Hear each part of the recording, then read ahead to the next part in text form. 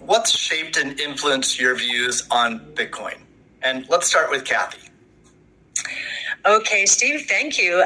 Well, the first thing was our focus on disruptive innovation. So starting in 2011, Brett Winton, our director of research, who I know will be on the program later, he started talking about this thing called Bitcoin at the time. And it was a curiosity as we were doing our brainstorms in research. But as we learned more about this open source ecosystem that might fulfill the role of the payment system that the internet neglected to build into the system, not expecting commerce, we thought, this might be something. And then I became even more interested when I realized that my economics would come into play as well here. And Art Laffer, my mentor from USC, and a monetary scholar, in 2014, I asked him if he would collaborate on a paper on Bitcoin. And he was a bit of a naysayer at first, but agreed to read the paper. He read the paper, tore it up, and from an economics point of view, really wanted to understand this. And he said, I think you got something here. This is a rules-based monetary system. I've been waiting for this for my entire career. So the combination of disruptive innovation generally, economics on top of that, and the huge misunderstanding out there as to what this is, that was intriguing and launched our research effort. Thank you. Elon, what's influenced your views on Bitcoin? Well, I've thought about money for quite a while, obviously since the PayPal days. And then the companies that preceded that, X.com, which I created, and Confinity, which Peter Thiel, Max Levchin, Luke Howry, and others created. And we combined the companies and made PayPal. So I've been thinking about money for a long time. And really, it's best to think of money as an information system, primarily an information system for labor allocation. For practical purposes, it exists in a series of heterogeneous databases, like very different databases in bank mainframes around the world. It moves quite slowly in reality. It seems to move fast sometimes, and it does with PayPal, which is real time. But the vast majority of the systems out there are batch processing. So the actual reconciliation may take 1 to 5 business days, sometimes longer. And you have the ACH system, which is ancient and still in operation, which allows transfers effectively like a check would be an ACH transfer, but it's not secure. And you've got the credit card systems, which are also not secure. It would be like handing your username and password to a stranger in a restaurant if you buy a meal. So there's definitely an opportunity for something that is better from an information theory standpoint. So and there you can think of it like data on a network. I think is the way to view it. What has the most throughput? What has the least error? What drops the fewest packets? Fraud, for example, being a source of error. And government interference in currencies being a source of error. But it's fundamentally an information system. So I think it makes sense to support something that improves the quality of information with which we conduct the economy. And Bitcoin is a candidate for that. It does, I think, some things well, and it's obviously it's evolving, and there are additional things like Lightning being done on top of Bitcoin. But Bitcoin per se is mostly solving for scarcity, or rather solving for essentially having no throat to choke, decentralized.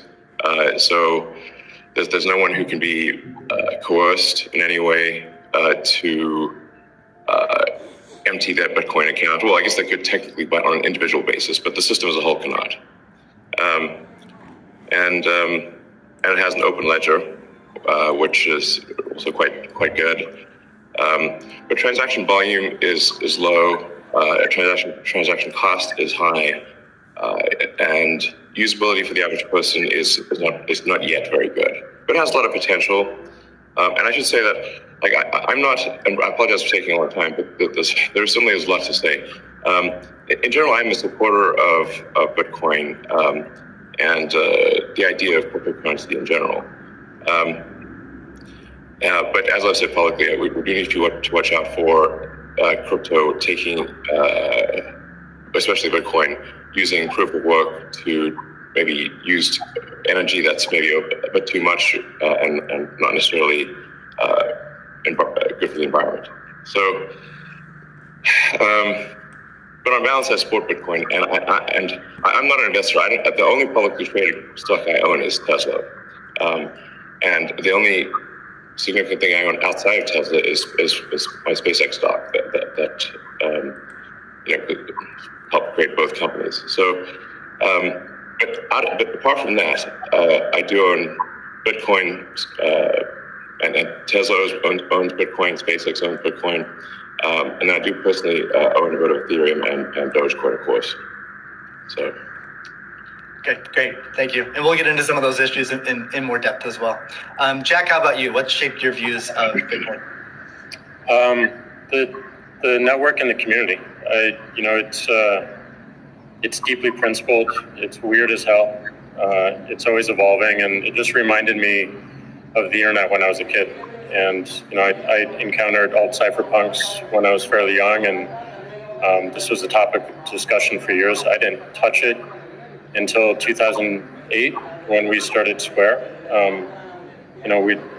Elon and teams at X and PayPal inspired a lot of what we were trying to do, trying to bring in more to a physical world, but we encountered this crazy predatory system that was slow, that was obtuse, and I think one of the things that we tried to do, which X and PayPal also tried to do, is build an abstraction layer around this complication and around this predatory nature that the financial industry can tend to be, and make it work for people. But when I saw Bitcoin in 2009, you see a chance to replace the whole foundation. And everything that Elon was talking about in terms of ACH and the credit card networks were built with very different agendas in a very different time frame, and it's crazy that they still exist and they have scaled, but they just are not relevant to today, and they're certainly not relevant to the future, especially when you consider the entire world and countries like Nigeria or Ghana or India and its interconnection with countries like the United States and Canada and all over Europe.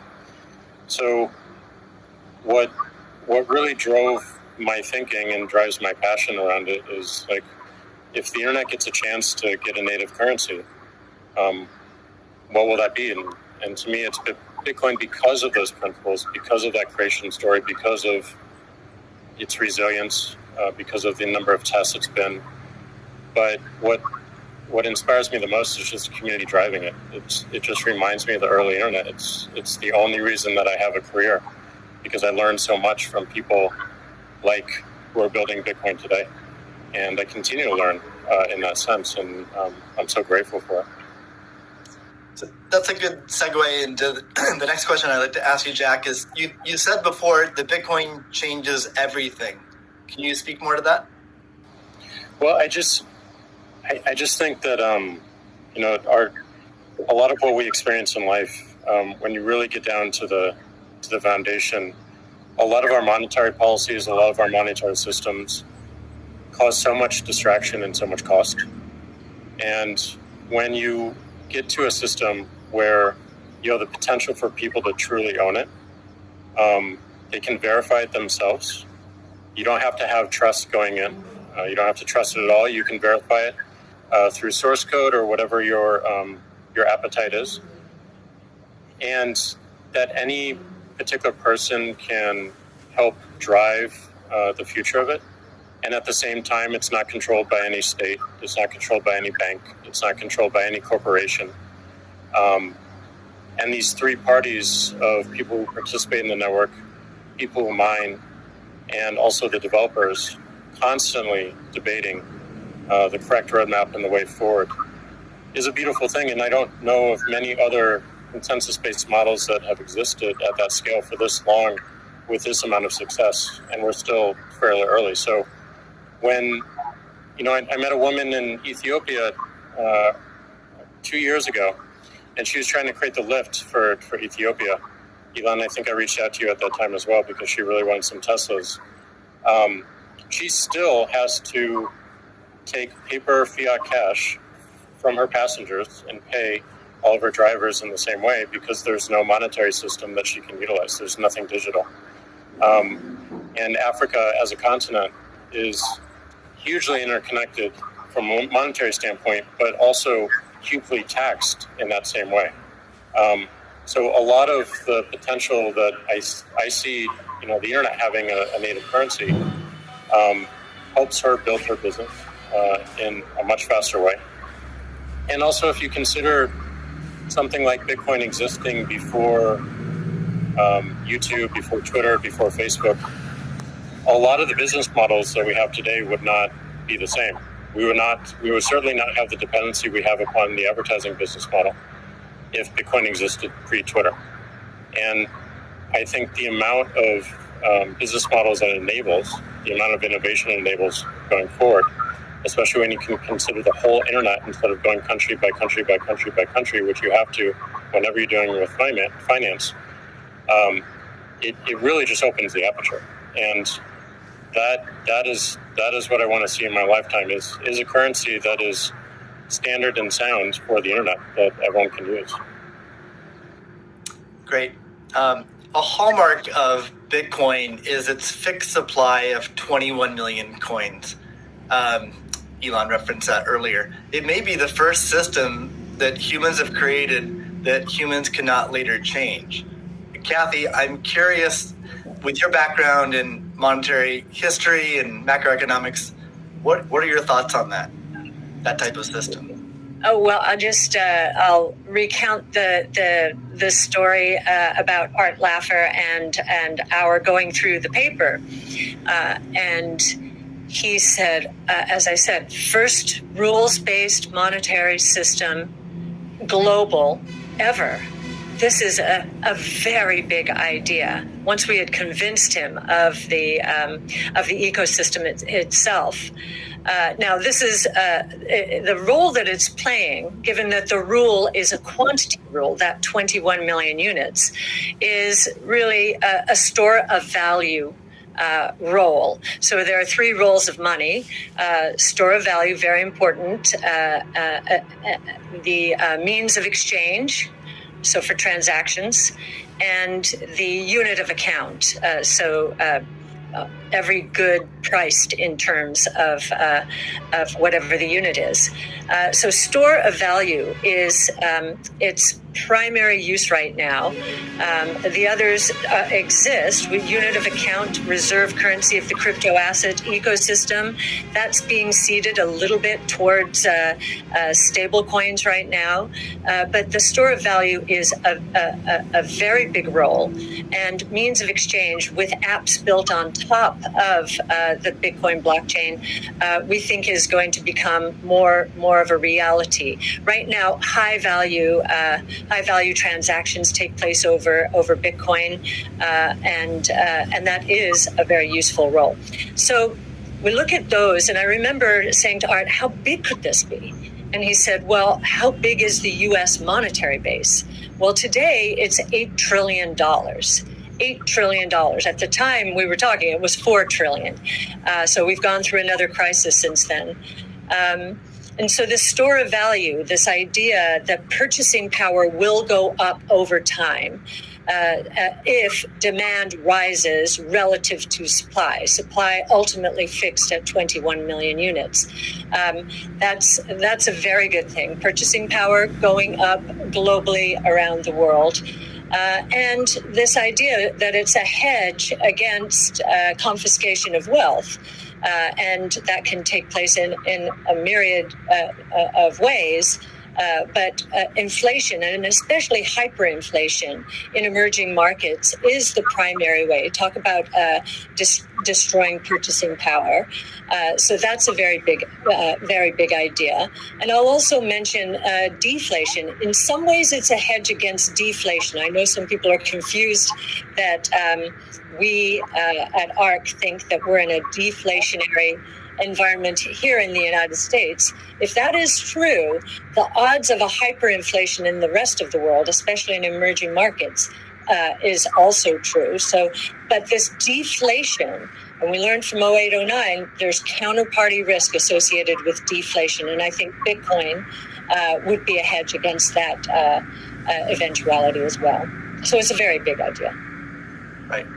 I suspect among us, there's not a lot of debate about Bitcoin's potential as a store of value. But Jack, you referenced earlier it being or becoming the native currency of the internet. Can you speak more to that, and also how it relates to maybe how institutions think about it?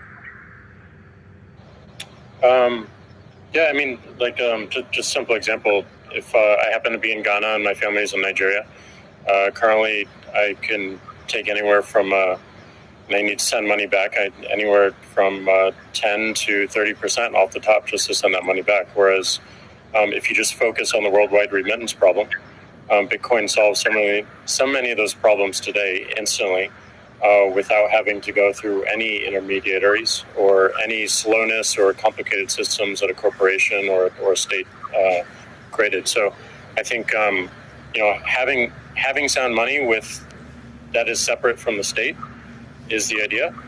Having it completely verifiable by everyone, including the state, including corporations, including individuals, including developers who want to build on top of it, is quite powerful, and that's what keeps it secure and strong. And I think that's we need more of that, which is why one of the reasons why this conversation is so important is as entities come into the space, it's not just buying an asset and holding on to an asset and treating it as an investment.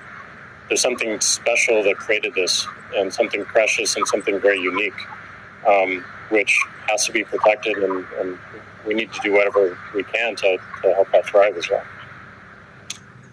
Elon, I'm curious your opinion on this. You mentioned earlier about Bitcoin's throughput, or the importance of throughput, maybe some concerns around Bitcoin.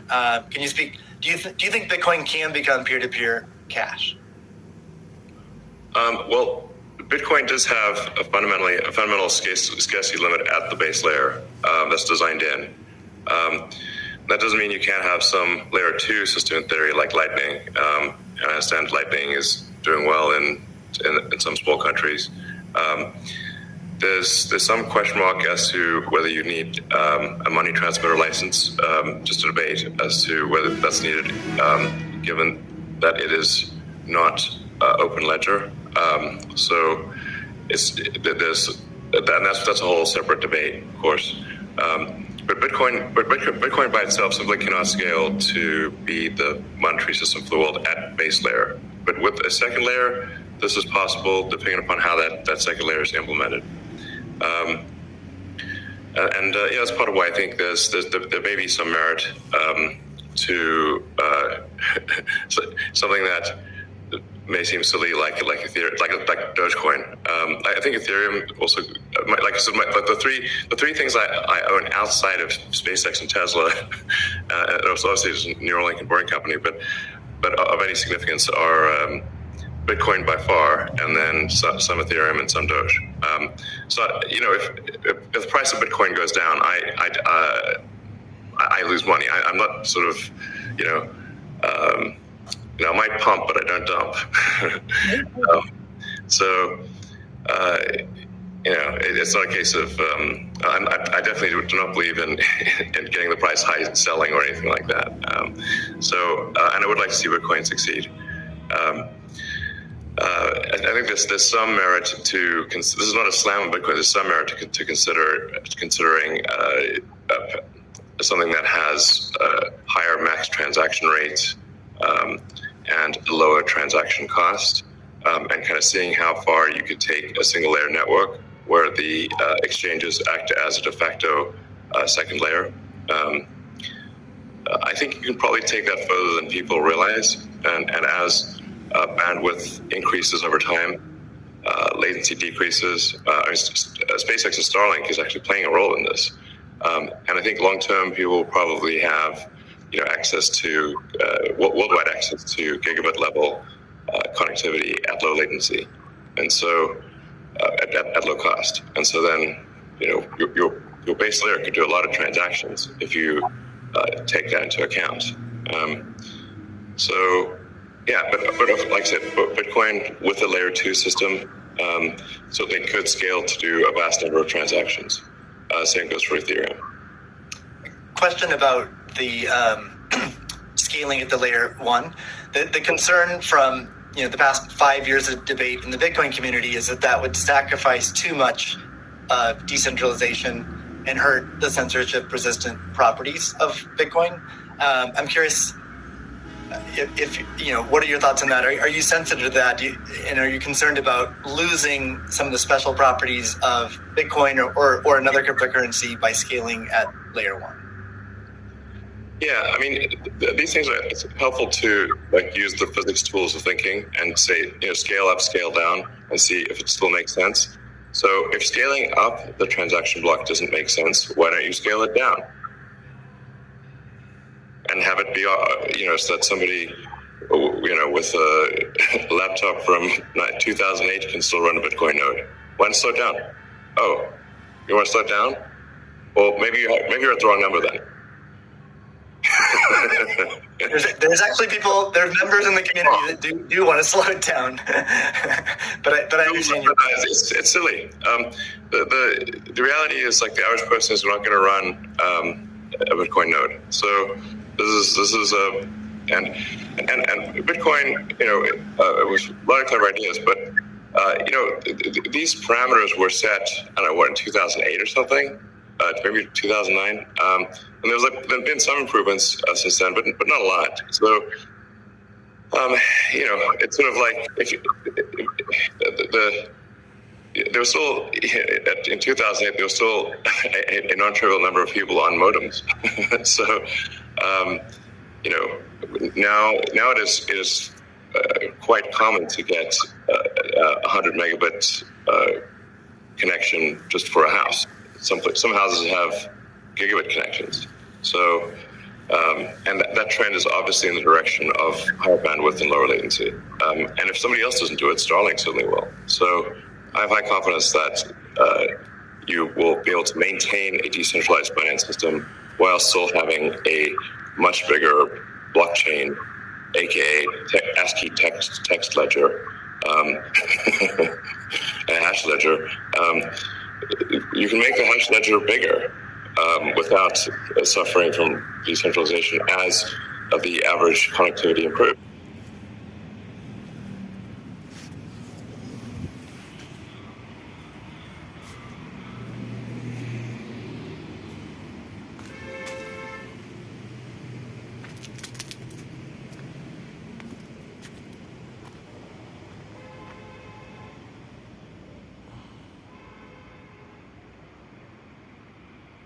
Obviously. One idea would be to to put a Bitcoin full node in Starlink terminals. That way more people would be running. Actually, I have run this by the team at one point. I had this idea, which is kind of off the wall, but let's say you need a little space heater, and normally your space heater would just be pure entropy. But what if that space heater was also a Bitcoin, Ethereum, Doge mining node?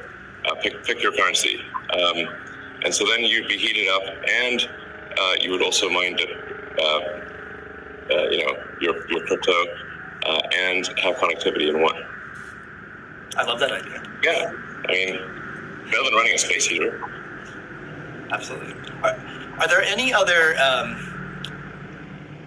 So you're drawn to Dogecoin a little bit. Are there any other gaps in Bitcoin that you see that cause you to be drawn towards Dogecoin? Oh, I think. I think there's Doge has the Doge community, I think, is somewhat irreverent, obviously, and has great memes and loves dogs, and I love dogs and memes, and it doesn't take itself too seriously, I think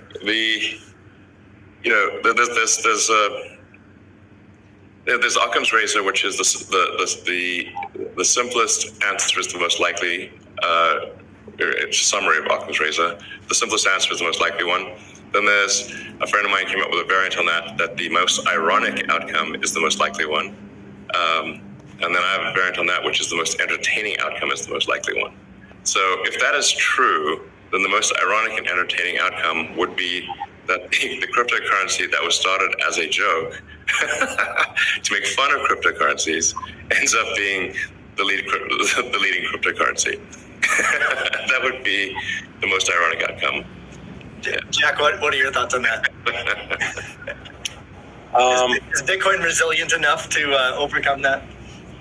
I think it's resilient, but also I think like you find, I mean, that's what attracts me to Bitcoin in the first place is the irreverence. A lot of that just brings it forward, and at first go it makes it a little bit inaccessible, but as people get into it, it makes it more accessible and more spreadable. And I absolutely think the resilience is there. I think it's important to have fun as well. And anyway folks can express themselves. I think that goes back to the main idea of like how do we create a native currency for the internet? Anything that goes towards that path, like that's whatever wackiness or fun we can have along the way. That's going to make it a lot more enjoyable, and it's going to make a lot more people want to use it. I'd also point out there's nothing stopping someone from creating a Bitcoin wallet that's like fun and has memes, has dogs. That's possible as well. Great. Let's move on. Right now at this point. Let's move on to the next topic, which is Bitcoin and energy. It's a really hot topic that lots of people are talking about. Let's start with Elon. You've been vocal on this. You've said that. I mean, you said many things about it. You've also said that Tesla will resume payments in Bitcoin payments if the renewable energy is approximately 50% and sort of looks like it's on a positive future trend. What do you think the state of things are with respect to that? Yeah, so I do think that there appears to be a positive trend in the energy usage of Bitcoin. Actually, part of this is due to the drop in Bitcoin price. What I observed, or what I thought I was seeing, there may be some disagreements on this, but from when Tesla announced that it had acquired Bitcoin and was doing Bitcoin transactions, there was a massive run-up in the Bitcoin price, and also a massive increase in the amount of energy used to mine Bitcoin. And I think I understand renewable energy quite a bit. I mean, Tesla does solar and interacts with a lot of wind generation through our mega pack, because basically need to store energy from wind and from solar. So we're pretty plugged into the renewable energy industry. And there's just no way that you could basically double or triple the amount of energy in such a short period of time with renewables. But you could shovel coal that fast. And so I was like, look, this is too sketchy. Tesla's mission is accelerating the advent of sustainable energy. We can't be the company that does that and also not do appropriate diligence on the energy usage of Bitcoin. So all I did was I said, look, we're going to suspend Bitcoin transactions for now. We're not selling any Bitcoin, nor am I selling anything personally, or nor is SpaceX selling any Bitcoin. Again, I want to emphasize SpaceX, Tesla, and I own Bitcoin. I also own a little bit of Ethereum and Doge, but the companies just own Bitcoin, and the Bitcoin that I own is worth much more than the Ethereum or Doge. So clearly, if I'm these actions negatively affect me financially. If I was purely financially motivated, then I would not express this reticence about Bitcoin energy usage. Now, it looks like Bitcoin is shifting a lot more towards renewables, and a bunch of the heavy-duty coal plants that were being used, unequivocally being used, this is not a question mark, have been shut down, especially in China. So I think it's probably, we want to do a little bit more diligence to confirm could confirm that the percentage of renewable energy usage is most likely sort of at or above 50%, and that there is there is a trend towards increasing that number, and if so, then Tesla will resume Bitcoin, accepting Bitcoin. So I think we want to just do a little bit more diligence, and I think, but most likely the answer is that Tesla would resume accepting Bitcoin, most likely. That's great to hear. I would agree with that. Kathy? Yeah, may I ask a question? Elon, I'm not quite sure if you saw the paper that Square and ARK did together on making Bitcoin mining a part of a utility, a broad-based utility ecosystem, whereby, the overage from sunshine or wind powers the Bitcoin mining machine, thereby enabling the proliferation of renewables to a much faster extent, or at a faster rate than otherwise would be the case. What do you think of that? Well, the problem is that in order to operate so-called mining or hashing rigs, in order to operate a bunch of hashing rigs, effectively you have to run them 24/7, which means you need base load. You can do that with solar and wind plus battery, but if you only did it based on solar or wind overage, your hashing rig utilization would be much less. So you'd be at a disadvantage. Sure. Hydro or geothermal are great as renewable means. I'm also pro-nuclear. I think modern nuclear power plants are safe, contrary to what people may think. I really think it's possible to make very, very extremely safe nuclear. I'm talking about fission. You don't need fusion.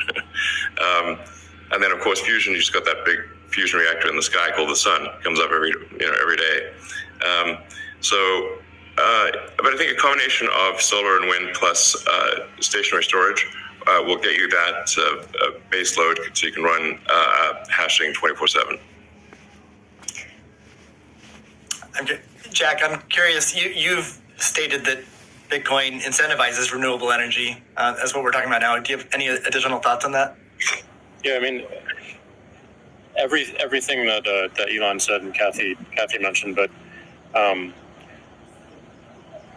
it's also incentivizing a lot of innovation in just energy space, and just like looking at unused energy. There's a company called Great